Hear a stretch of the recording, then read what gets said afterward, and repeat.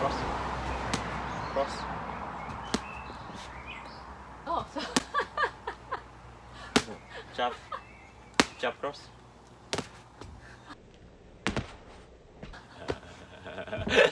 Okay.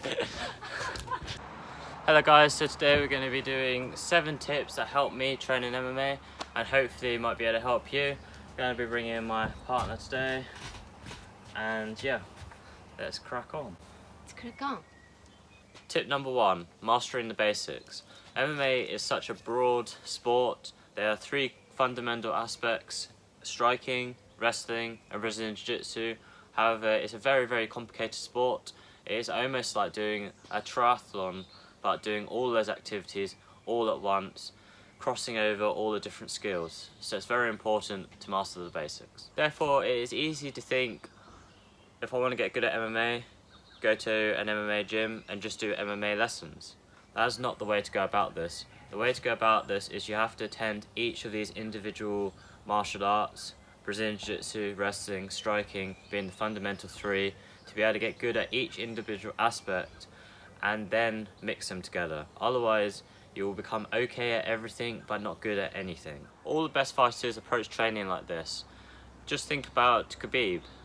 Excellent wrestler, uses those skills and transfers the discipline he used to get that skill onto the striking and the Brazilian Jiu-Jitsu. Conor McGregor, excellent striker, comes from more of a boxing background, uses that and implements it into the other areas. So it's very important that you master one skill and then transfer them onto other skills. Tip number 2, deliberate practice. By consciously practicing one technique over and over, it will become an unconscious effort, which will mean that in the future when you need that skill, it will be unconsciously available. So let's say you were sparring and somebody threw a jab. If you've unconsciously practiced a slip and cross, that means that will be in your toolbox when you spar and you won't have to think about it. So practicing something over and over again and get it to an unconscious level will mean that you can be able to have more tools in your arsenal when you fight. So how to do this? Well, one way I do this is I break techniques down. If there's a long combo or a hard technique in BJJ, I'll break the techniques almost even to just movements. So that means I can build upon that until I can grasp the whole thing together and be able to utilize it in one format. If we try to do everything all at once, as I said earlier, it will not work. So you need to break things down into parts. Another way that I practice this is slowly doing the technique. For example, if I was doing a kick and I struggled to throw head kicks with control, I'll do the kicks as slow as I can at maybe body height, and that means I'll have the motor control over that movement to be able to use that technique. Tip number 3, sparring smart. Obviously the main reason to this is to avoid injury. We don't want to increase the risk of injury because I've seen many people sparring a bit too hard maybe, and this is taking them out for weeks, months or even years. So it's definitely important to spar as smartly as you can, because even if you're sparring smartly, you can still get injuries, so you don't want to add to this risk. So one way of doing this is to limit the hard sparring sessions you do. Try to keep them to maybe just once a week if you need to. If you're not fighting, there's no need to be doing hard sparring, but if you're fighting, then of course you want to just be careful on how much you do. You don't want to wear your body out and you don't want to build up brain trauma through the sparring. Another thing you can do is, obviously when one person hits someone slightly too hard, the other person reacts and then it turns into a full pelt fight. The good thing to do is sometimes you need to take responsibility and just say, look, I'm not looking for a hard spar, and let the person know. Because sometimes you're unaware of how hard the spar's got, so just letting someone politely know is often the way to go about it. On top of this, you want to be sparring people you trust, and also technical, advanced people tend to be more trustworthy because they understand how they can injure you, whereas a beginner level person might not understand the risk of the way they're throwing their technique and strikes. So sparring people who are more technical is one thing, but also having a good coach there to be able to check the sparring and make sure no one's going insane. So having a coach, advanced people to spar with, often the best way to go about. Another thing to point out is sparring doesn't always have to be head contact heavy. You can make the head contact very light. Of course, you can just do body and leg sparring. That's a very good way of reducing concussion rates.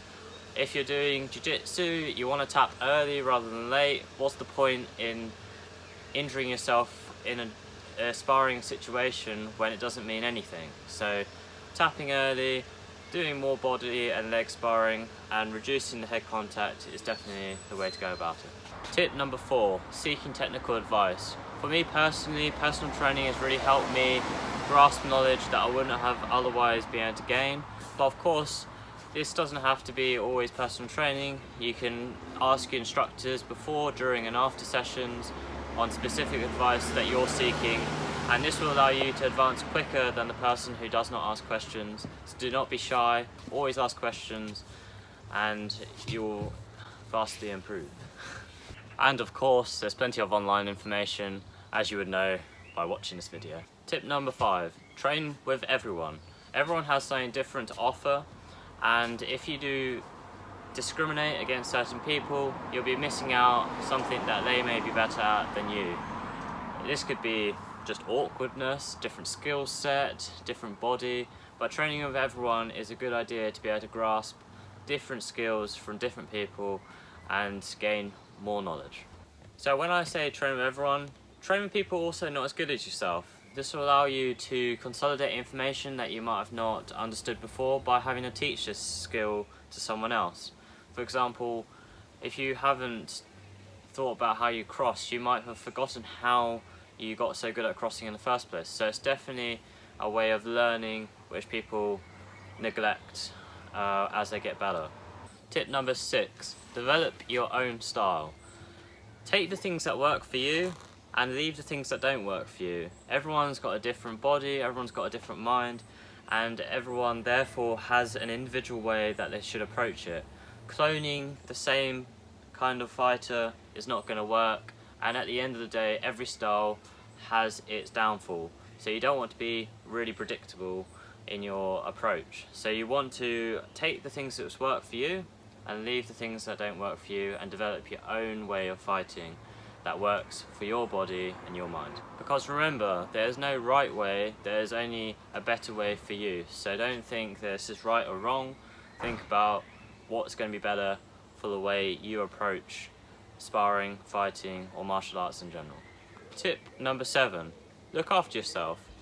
As mentioned earlier, injuries are a huge problem in all sports, but especially MMA, which is a contact sport. So make sure you look after yourself, don't overtrain.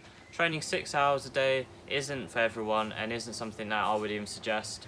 That becomes more of an endurance activity rather than the high interval that MMA is. So think smart about how you train, look after yourself, get the appropriate 8 hours sleep, eat healthy, and don't overburn yourself, because an injury is not worth it when you could be sitting out for years or even if it's months. Another thing I suggest to look after yourself would be yoga and Wim Hof method. Wim Hof method is a great way of recovering. If you want more information about that, go on to the links below. Yoga is a good way of stabilizing your muscles. A lot of MMA is forward actions, so you want to be able to stabilize your joints and your whole body so that you can do this for a long time, not a short time. Anyway, thank you for watching. I hope this helped, and thank you for my partner. Thank you. Oh, no, what did I say about heavy sparring? Oh. Anyway, I hope to see you soon, and yeah, bye bye. Will mean that you'll be stretching. Yes. Can I see? No.